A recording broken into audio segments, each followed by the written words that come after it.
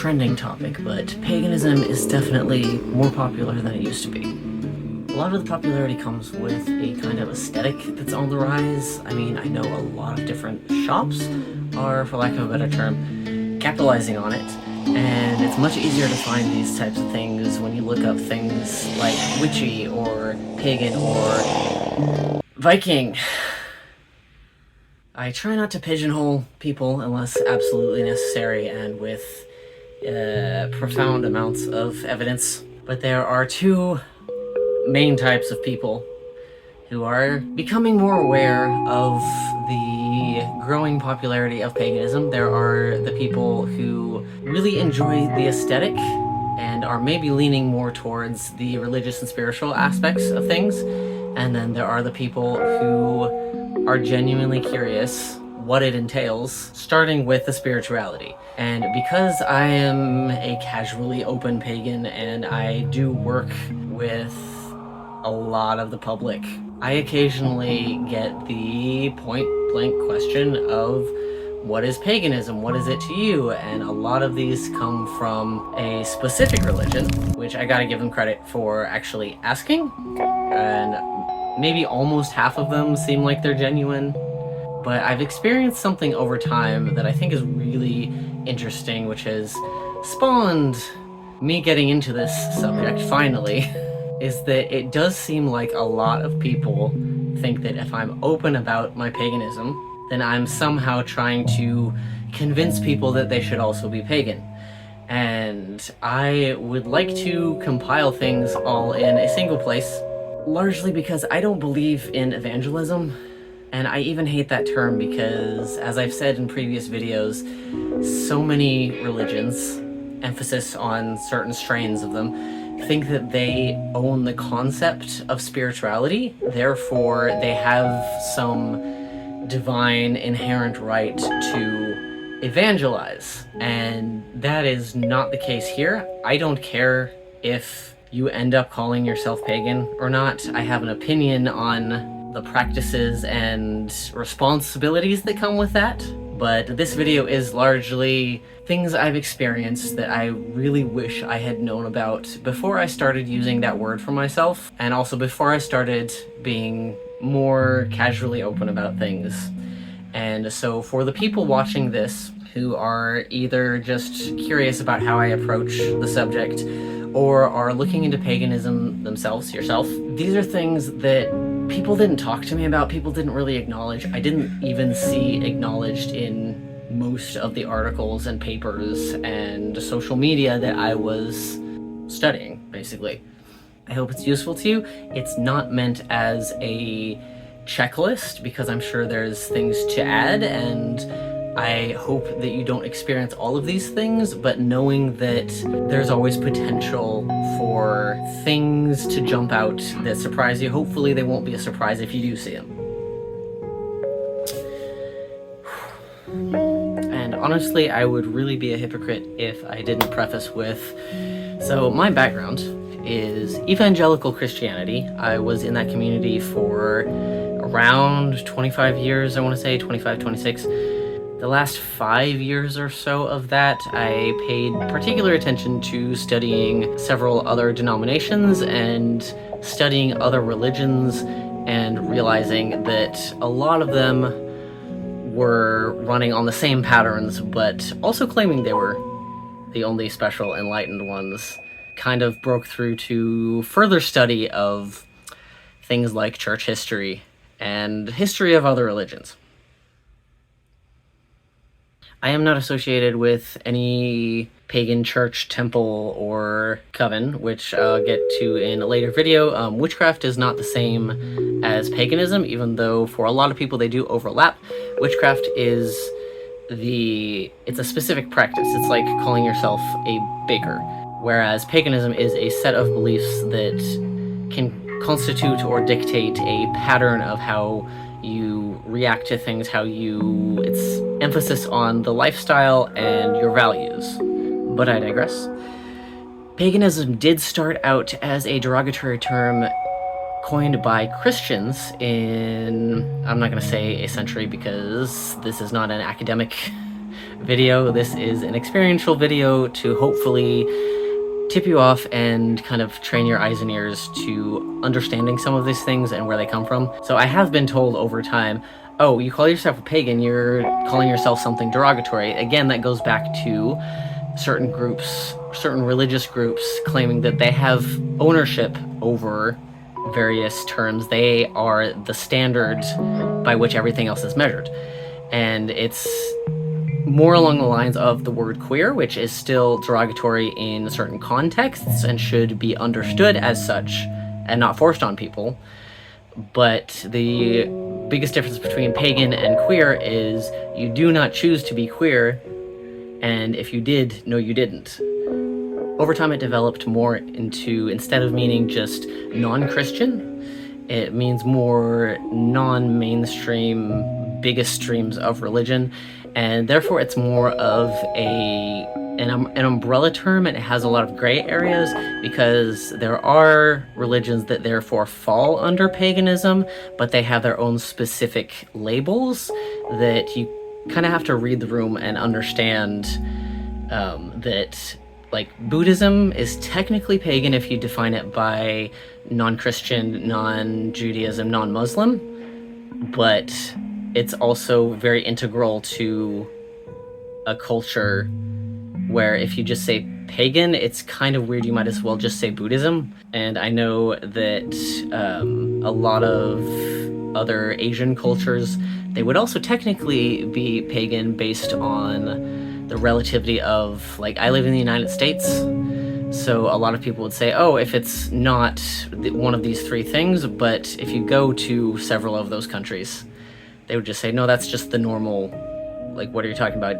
Defining things by what they're not is not always appropriate. And as I said, paganism is an umbrella term, so it's not one single way of doing things. It's not one single set of beliefs. Pagan is the umbrella, and then there are many other smaller umbrellas underneath it, where most of what pagan groups have in common is a nature focus, whether that's animism or ecological responsibility or anything else like that, to typically polytheistic.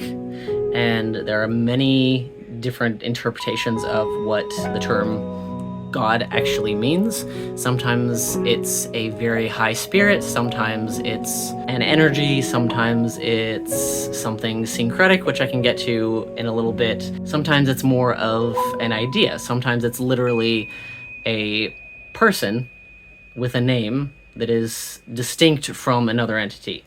And the third thing that most paganism has in common is that it's deeply personal, in that I have seen many different groups that share, like, flavors of different labels and things. There are Kemetic pagans, which is Egyptian.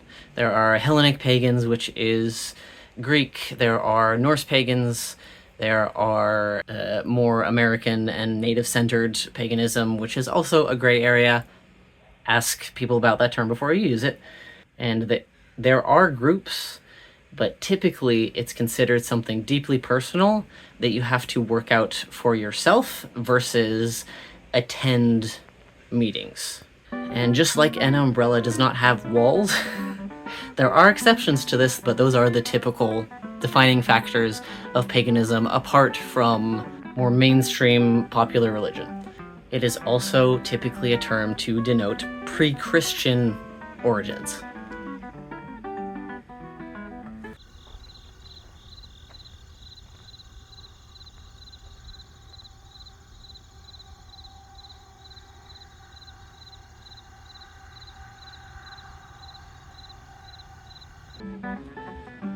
And now we're here to talk about what people don't really want to acknowledge. There's a huge swathe of people who only want to talk about, like, how it makes them feel personally, what labels they can use, what groups they can be in. And in my experience, before calling yourself pagan, you really need to understand what people are going to assume about your practices and how you approach developing your own practices, how you approach research, how you approach the intellectual honesty of a spiritual path. back to some major differences between paganism and witchcraft. Like I was saying, paganism is something deeply personal. It's how you approach things. Your beliefs, kind of the definitions, but to use kind of a parallel to witchcraft communities, there are also a huge amount of people that talk about how intention is the only thing that you need. And quite frankly, that's bullshit. Same with paganism. You can believe that you're doing something good, you can believe that something is ancient, you can believe that you have the rational framework, or that a certain story says a certain thing and it teaches you this, that, and the other thing. But if it's not getting practical results that you say you value, then it's worthless. You have to still have a foot in reality. And there are plenty of people who call just all religious people, all people who do believe that there is some merit to spirituality, to metaphysical concepts, you will be called delusional for even saying something like energy.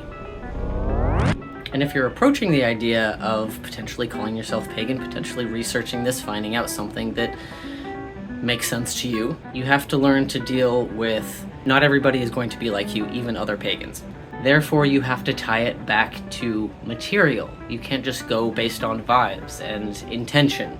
An example that I was going to save for later in this video, and I can go a little bit further into if I don't get into it right now, because none of this is scripted. I do have a general outline of things that I wanted to make sure made it into this, but it might get rearranged a little bit. At least where I live, and people that I've come across talk about how, Central American religions and cultures were bad and needed taken over because they participated in human sacrifice. You know who else did? Viking cultures in Northern Europe. And the only people that I've come across who want to acknowledge that are people who are trying to drag down the entire concept of paganism and not being of a mainstream religion. I have not come across anyone who identifies as Norse or Scandinavian pagan or leaning that direction who also used the word Reconstructionist to also acknowledge if you're a Reconstructionist, that means you would support certain things that we no longer consider a good idea. But knowing that is a historical fact informs other decisions that you might make. It also can help you deal with people who are trying to focus on the non-white cultures that were doing things of a questionable nature, at least as we generally find questionable in 2024. I've also seen so many people talk about, when you do research, type in the phrase that you're researching on and type in pagan and go find some religious websites, talk to people of that religion, and that may be useful eventually, but I strongly recommend against going directly that route. Look for archaeology, look for historians, look for folklore websites that are not affiliated to paganism or witchcraft. Paganism gets made fun of and mocked a lot as a knee-jerk reaction to, like, oh, I don't want to be mainstream, I want to be like one of the hipster religions. And yeah, I have come across a lot of people like that. And for some reasons I do believe are valid, but if that is your main enduring reason for identifying a certain way, you don't actually have a basis in why you believe something. It's just you want to be the opposite of something else. And in later videos I may talk about why people have an aversion to certain things, but if that, like I said, if that's the main and persisting reason that you're doing something, you don't have a foundation in yourself. You're letting other people that you don't like dictate. You're in a flock being herded by a sheepdog. You're not a creature unto yourself. Don't get your practices prepackaged from somewhere else, especially not just other websites that say, oh, we are this type of pagan, so here's how we do it, and you should too. Look for archaeology, look for folklore, look for history. And paganism is an umbrella. It's not a box that someone hands you and you have to use everything inside it, but you need to have a rationale for things that's not just based on the person next to you saying, well, I do that, so why don't you do that too? And as I will get into in probably a video very similar to this, but based in the witchcraft side of things. You don't have to share everything that you do with other people. In the age of the internet, there is so much emphasis on, like, oh, I took a picture of my altar or my very private, sacred ritual that I did for this holiday. Like, there's nothing inherently wrong with sharing that, but if you cannot keep something to yourself, even something that doesn't need to be kept to yourself, then why are you doing this anyway?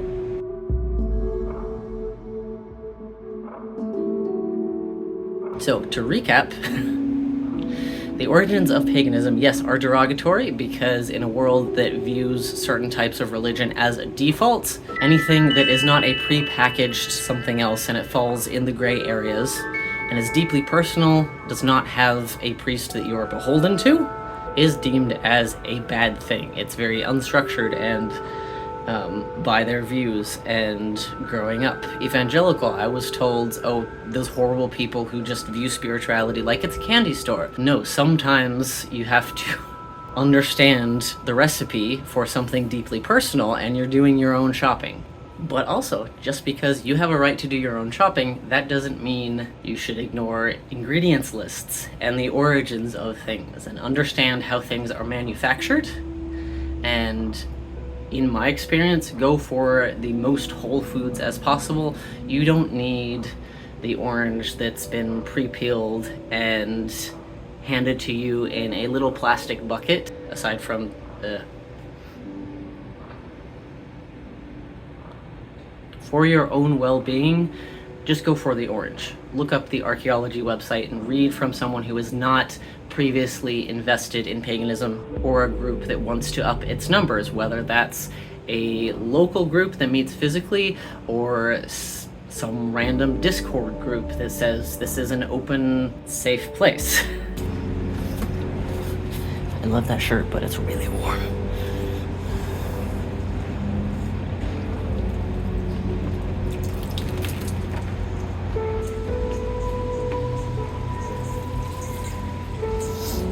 So after that would come progression. What do you do now? Like, you're definitely interested in this, but what do you do after that? Is it something that you can keep up with? And what are the stereotypes that are keeping you from going this direction in the first place?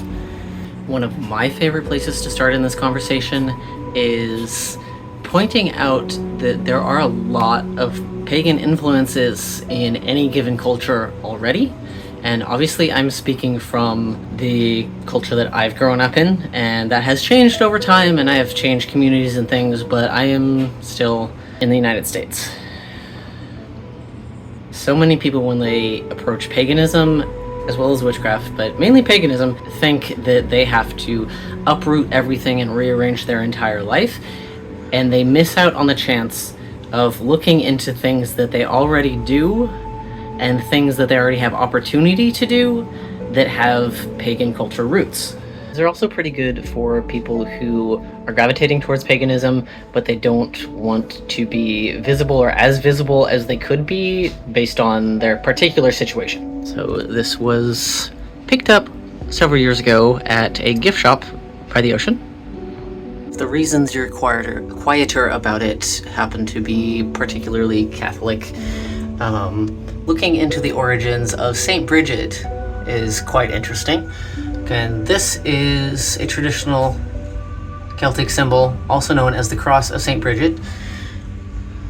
Where I'm from, you can get these around the end of December or beginning of December, just at Trader Joe's. This is mistletoe. And it might be colored and stuff, but this is posted in August. I keep this around all year round, obviously. Plants, there's a fan over there, sorry. I will always condone the keeping of plants, as long as you can keep them safe from your animal companions. Quite a lot of cooking culture, especially relies on practical intuition, but you could probably research the folklore of different things used in different recipes, and no one would be the wiser. The reason that witches and alternative religious folks were associated with black cats is because they were less likely to get sick from stuff that came from mice and rats and other pests. Something like that. Sunday, Monday, Tuesday, Wednesday, Thursday, Friday, Saturn. And if you have the budget, there are commercially made things like this, which can be worked into certain practices. I was about to say, in the year of our Lord, 2024. In the year of our Dark Lord, whoever that may be, 2024. There's also no need to go by other people's estimations of what various gods and practices specifically look like. Going back to that whole Reconstructionist thing, because I lean heavily on the north side of paganism, I find it really suspicious when people use that word because there's so much less known about those practices. There's so much less known about those practices than Hollywood would make us believe. As another one of my favorite examples, I do like the TV show Vikings. It's fun, it's fantasy, it should not have been on the History Channel. I have a friend who is second generation Danish, and they have sides shaved mostly for convenience, and very long hair, like past chest kind of stuff.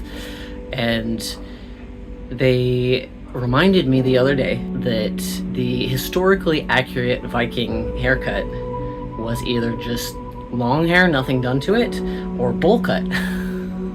That's the kind of thing you need to examine and ask yourself, why are you interested in this? Is it because of stuff like Vikings, the TV show? Or is it something that you're naturally drawn to and you want to take steps to, I don't want to say do it properly, because again, this is a very individualistic thing. However, take steps to do it responsibly.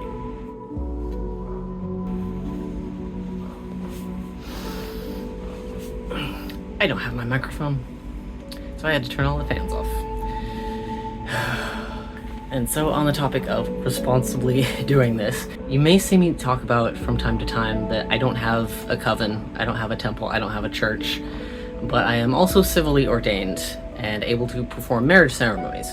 And I haven't done those yet, but I wanted to do that so that I could step up if someone was asking about that, because I wanted to be a resource for community members and people who are marginalized who may not feel comfortable with somebody else, or they're being pushed into a very traditional situation that does not mesh with why they're getting legally married. A lot of veins of pagan community and such just kind of transplant the same concepts and behaviors, just using different terms. And I will talk until I'm blue in the face and probably haunt people and still talk about it, where people very often make the mistake of getting away from a group that they don't want to be associated with. Like I talked about earlier, sometimes people are interested in paganism kind of as a knee-jerk reaction to leaving another group where they haven't really stopped to ponder over the details of things. It's the knee-jerk reaction of, oh, well, I'm just going to be the exact opposite. And it creates a vein of people who are may or may not be literally in the community and invested in it.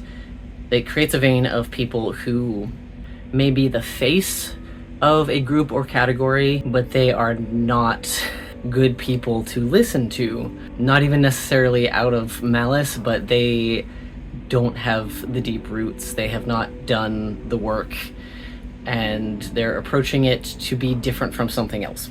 These people are often people in authority, whether it's given to them by somebody else or self-proclaimed. When I first started using the word priest or minister, there were so many people who were talking about how that wasn't possible because I didn't do it the right way. I didn't do it the way that their group does it. And I would kind of just snap their brain a little bit and basically just saying, no, I'm not part of that group, I don't use that label. Therefore, I don't have to do it your way. And I think it's a good example in these types of communities where people want the titles so they can say they did it the right way. People gravitate toward it for the power and authority and the validity. And if I wanted to be validated by people who just hand me something, then I would be pursuing this very, very differently. All that to say, and I know I've said it several times in this video, paganism is a personal practice where it's not bad if you're in a group that meets physically or whatever, but so many people think if you just change the words in a group, then it's better than a different. So if you are leaving a previous religion and you're exploring paganism, make sure you don't give a new group a pass just because there's different terms. Like I've always said, anyone, literally anyone, can print off a safe space poster and put it up, but it's really in proving that. Just like if anyone says, or is wearing something that says, oh, I'm a safe person, don't worry about it, or you see a safe space poster, or you read some temple's website that says, oh, we're inclusive, it has to be demonstrated. I feel like those safe space flyers that people put up in the windows need to have like notarized with like 6 witnesses, because again, anyone can print those off. It's the same with literally everything. And after I left the previous community that I was in, the previous religious community, and it wasn't all at once, it was a step at a time, I was feeling freer to more publicly enter other communities that were basically love bombing me, which is a cult tactic to make people feel like there is only one obvious choice. And then once you're in, that's when they start picking you apart and pick. And this happened with spiritual spaces, because then you feel like you can't leave because they were so nice to you in the beginning. If you do decide to call yourself pagan, publicly or otherwise, and you do research on your own from non-invested sources, and you figure out both things that you already do that you want to put more meaning behind, and things that you also want to start practicing and start doing, rituals of lifestyle or specifically more formal things, regardless of how you define gods and entities, whatever your specific framework is for that, you are not beholden to somebody else who may share your label. You have a responsibility, but this is something that you have to hold right here and right here. You don't have to hold anybody else's hand. And I don't believe in evangelism. I'm not trying to convince you to just adopt my beliefs. I'm not going to plug it into your ear like Johnny Mnemonic kind of stuff. But a big part of my ministry is making more resources and more curiosity available to people. If your interpretation gives you an excuse to be a bad person, that's bad. But I'm not going to fight over somebody. But I'm not going to fight over them as long as someone leaves me alone, and I'll try to do the same. But I digress. Make people feel like they have more choices, because they do. It's more in the sense of we're fed all of these little strings of carefully curated informational veins, and even if people don't mean it maliciously, they do tailor them so that people think what they want them to think. And I will never say that I am completely unbiased in that, because I do have very strong beliefs on many subjects. However, the beliefs I have are of the kind of strength where I believe the more information people can have and the more encouragement that they get to be responsible, the more likely they're going to fall very close to what I already believe. And the margin is going to be irrelevant. And it doesn't even have to use all the same words, because I have seen a lot of different beliefs come across my dashboard and my local radar. In ultimate concept are the same, just uses different words, because the example I gave earlier, that people just change the words and think that the same behavior is okay. There's a positive aspect of that too, that when you step away from the death grip on labels, most labels, then you can understand that people are saying the same thing, they just have different words that they've been taught. There's one of my favorite quotes, and I have it on back there because I cannot for the life of me remember the exact thing, by Eleanor Roosevelt, is great minds discuss ideas, average minds discuss events, small minds discuss people. I feel like that's attributed a little weirdly, but I'll look it up later. As I progress in talking about paganism and witchcraft and some of the slightly more abstract things, I want to present them as concepts to digest, and you find your own words to describe them to yourself. And it may not be perfect to begin with, but perfect is the enemy of the good. I'm gonna need to turn the fans on in a second, so I will sign off here. I hope you will join me for subsequent videos in this series. I'm not gonna number them or anything, because I might do them out of order to my outline. I might do something on a more specific subject. I would love to hear from you if you have a particular question. I'll see if I can answer it. I try to post at least twice a month because I also run a small business, which every now and then just explodes and I put the pieces back together. That will be in the links in the main page, wherever that is. Again, this is about handing you concepts for you to sort out for yourself and see where it fits in your own life. Please feel free to share this with anybody who might be thinking about paganism or anyone that you'd like to explain more things to. Probably be back in a couple weeks, and until then, thank you for being here.